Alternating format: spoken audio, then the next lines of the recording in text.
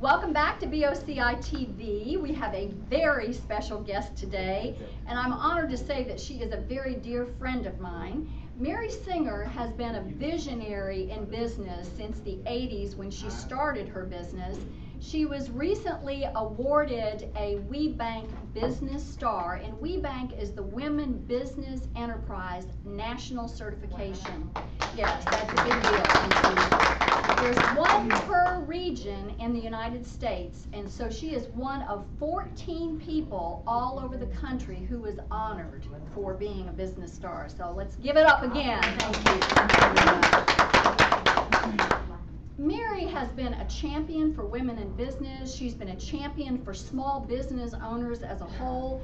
And back in the 1980s, when you started your business, you know, things were a little bit different than they were by the time the recession came around and when things got tight. And you had the courage to rebrand your business and completely turn it into a different, passionate way of doing business. Tell us a little bit about that and how you had the courage to step out and do that. Well, thank you, Shelley, and thank you everyone for this opportunity to share with you all what I'm so very passionate about, and that's saving our precious resources that we have here and using them much wiser than we have today. Back when the recession hit, I realized when I started listening to the conversation with the top leaders that our world had changed. It had changed locally, globally, and it had changed deep, and it had changed wide in directions that were absolute change, and that we would have to do business and think about business a little bit differently than we had previously.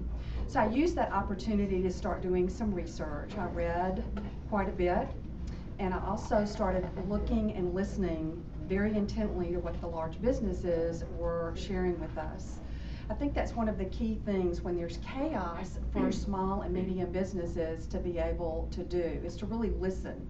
Look at the world. Get outside of where you've been working when there's chaos, because that's usually a space opportunity for you to look at doing your business very differently.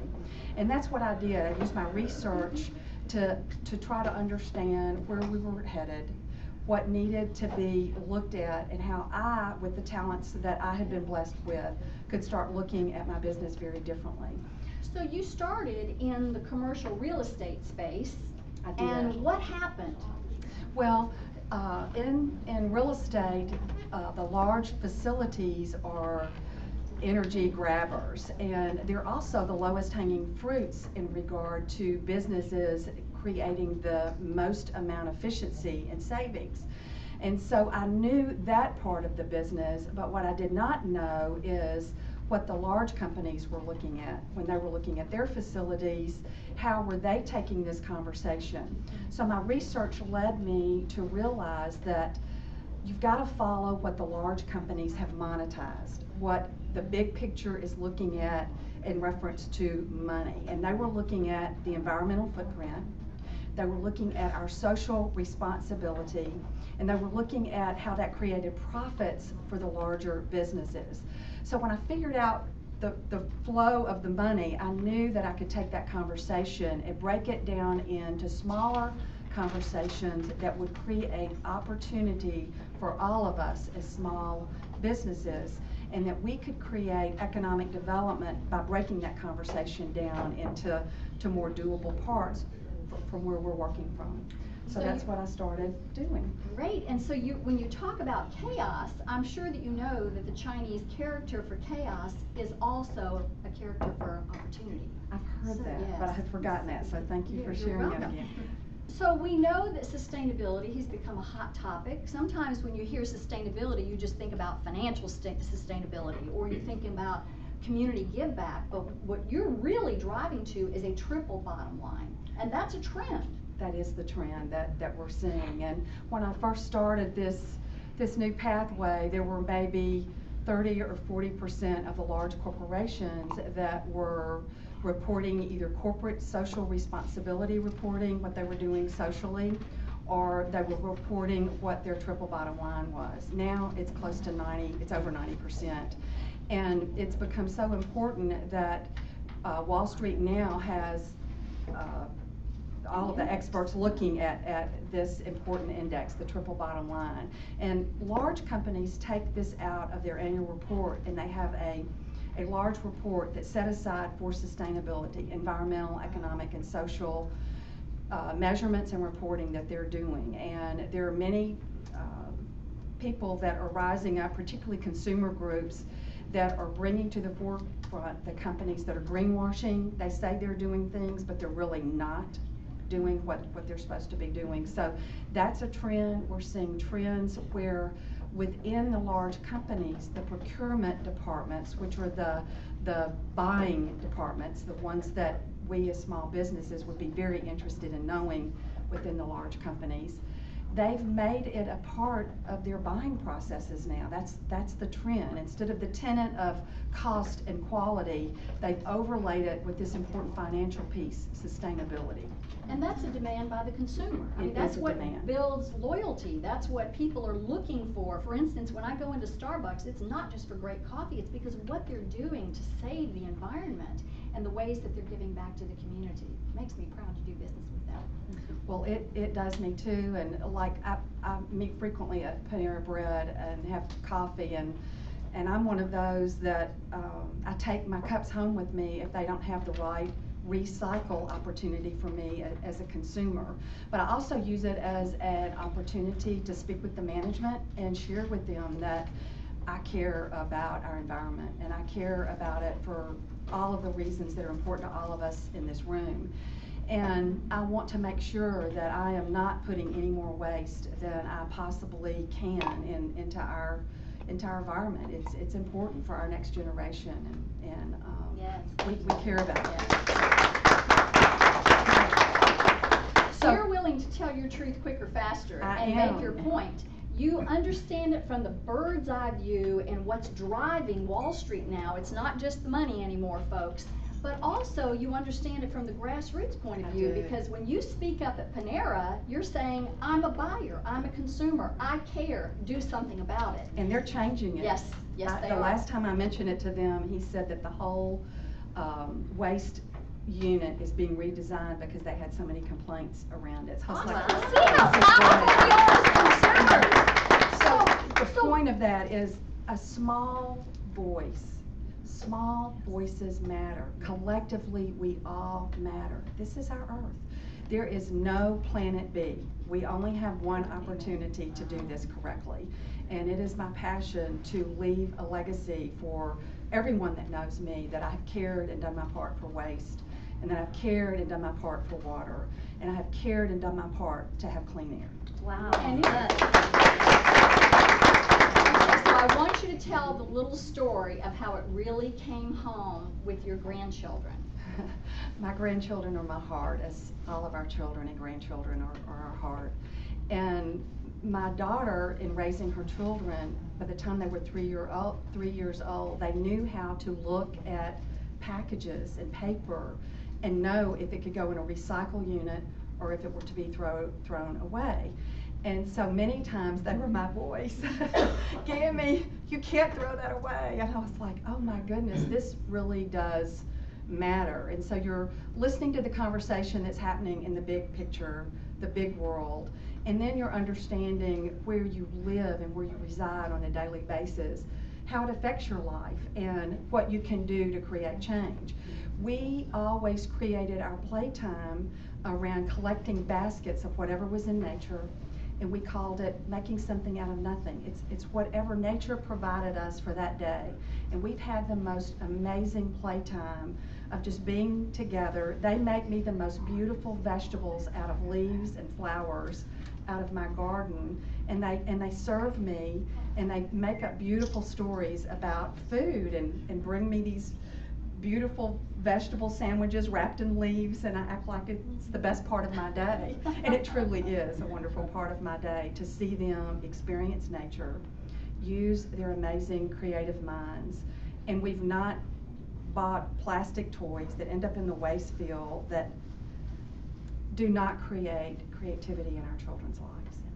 So they will remember me for playtime that included all of nature. Well, I know they will treasure all of those things. feel like you are, you know, a piece of God on the planet who's holding the planet in your hands and saying, look, we've got to make a difference here, because if we don't, there is no planet B, as you said. This is all we've got, and we've got our children and our grandchildren and generations to look out for, and it's up to us.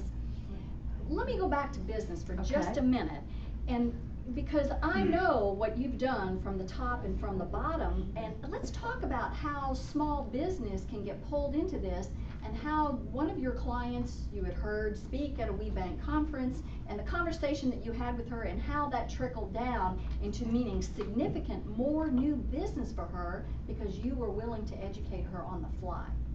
Okay.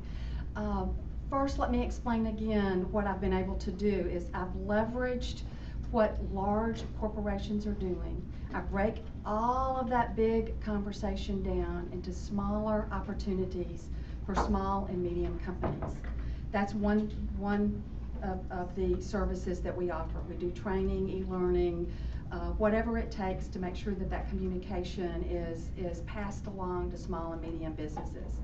The second thing that Shelley is alluding to is when small and medium businesses actually are being told by large corporations, which is very much a trend that we are seeing right now, that they will be deselected. Listen to what I'm saying, deselected, if they do not comply and start reporting and measuring the things that are important to the larger corporations. So they could lose a large piece of business simply by not reporting the savings that they're doing. That is correct. That is correct. So we call it the hair on fire, because when you're losing the opportunity that you've had with a large corporation, they're so very difficult to start working with to begin with, and then they come and share with you, you've not made these goals important, and because of that, we're going to deselect you. That is huge to a small business owner. So what we've been able to do is calm them down and share with them that we can get them to a better place as it relates to their reporting. But because of that trust and that path that we're leading them on in reference to reporting their carbon emissions is usually what the large corporations insist upon, we've been able to work with small businesses, and we start sharing with them that they've got a wonderful story to tell as it relates to sustainability. Most of these businesses are doing great things with their employees. They're doing great things within the community. And so we start compiling that story into their own corporate social responsibility story, allowing them the opportunity to put that on their website. So it's creating that value externally for the large corporations, but starting to bring that internally so that as your employees experience that value and get excited about what you're doing around not wasting and measuring so that we've got cleaner air for everyone, and that we're not wasting water, and that we're looking for opportunities to recycle. And this creates the buzz internally for the employees to start getting excited. Plus, many of the older generation employees have grandchildren, just like the story that I've shared with you, that are pushing because of things that they've heard in school. They're pushing to moms and dads. They're teaching this older generation that we've been entirely too consumer-oriented, materialistic, and that we can look at our environment in a completely different way. Preach, girl, preach. I'm doing it. So we need to tell them the company name, CRG Sustainable Solutions with an S on the end, and you can find Mary at crgsustainablesolutions.com or msinger at crgsustainablesolutions.com. And check out the website. That's one of the things that Mary and I got together on as we developed the website for her, and it's really been fun to watch her grow. That's why I've learned so much. She's inspired me so much. And it looks like Sherry's trying to tell me there's a question. We actually have a virtual audience that's participating. Justin Cam followed us on Twitter. Y Woods Harris is watching us on live streaming. Winks followed us on Twitter. And someone is checking Sarah out today. That was an earlier interview, in case you missed it. Sarah with an H, Henley, was on earlier, so check out her interview. Do you have any last thoughts that you want to share as we wrap up this interview segment, Mary? I'm so proud of you. You know that. I'm Thank so you excited so very about much. what you're doing. Thank you for letting me share a message that I'm very passionate about. And I just wanted to leave you with one thing that I heard this week. It's from Larry. He manages zero waste opportunities in the state of Oregon. And I may not get it exactly right, but what he was saying was, we spend so much time and money and effort in taking care of our children so that they can be a great part of the future. But what we're not doing is taking care of this world and the future that it's going to present to them as it relates to our children. And so it's a call out for all of us to really look at how we're using water, what we're throwing away, how we recycle things and reuse things, how many trips we take that create all of the carbon emissions in our beautiful, precious air that belongs to all of us. It's a circle, and I pray that that circle will not be unbroken by us being wasteful. Yeah. Well said, Mary.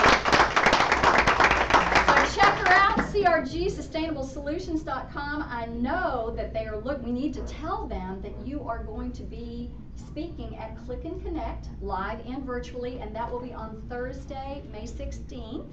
And we don't know what segment, so just show up for 9 to 11, right? That's right, Central Standard Time. Central Standard Time. So we are very excited about hearing more. Thank you for educating us. Thank you for inspiring us. And thank you for calling us to action. You totally rock. Thank you very much. Save the Thank you planet.